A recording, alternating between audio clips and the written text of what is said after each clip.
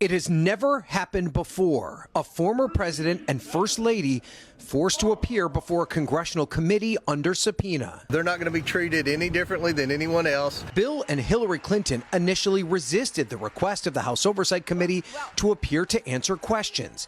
But as the Epstein files continued to be released and Bill Clinton's name and picture continued to pop up hundreds of times, both Republicans and Democrats agreed the couple needed to answer their questions. Certainly any information that the former president has, I want to understand and I want to know. The former president has not been accused of any wrongdoing, but he is among a group of powerful men who survivors and their advocates want answers from. The couple has demanded the Justice Department release all the files connected to Epstein.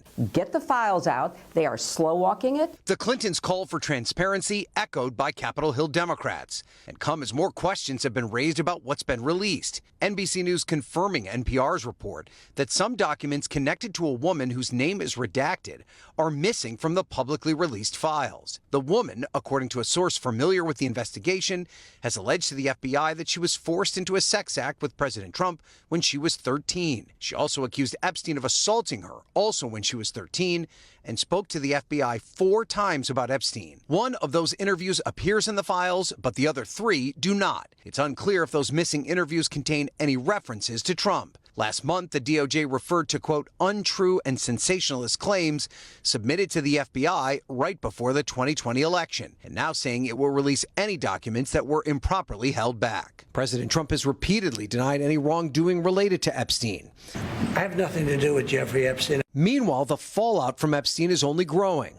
Billionaire and Microsoft founder Bill Gates apologized this week to his foundation for his past ties to Epstein, according to a recording reviewed by the Wall Street Journal, in which he also said he did not see or participate in any illegal activities. And in the United Kingdom, both former Prince Andrew and Peter Mandelson, the former ambassador to the United States, who each had ties to Epstein, are under investigation for possible misconduct in public office, unrelated to Epstein's crimes.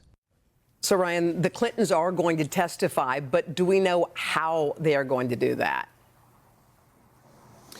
Yes, so Hoda, this deposition will take place behind closed doors, but it will be videotaped, and the committee has promised that they will release the entire video at some point in the near future. You may remember that the Clintons asked for this deposition to be held in a public hearing, but it is the committee's practice to hold these closed-door depositions first with the possibility of a public hearing in the future. And we do know that both Republican and Democratic members of the House Oversight Committee have traveled here to Chappaqua to be a part of this closed-door deposition.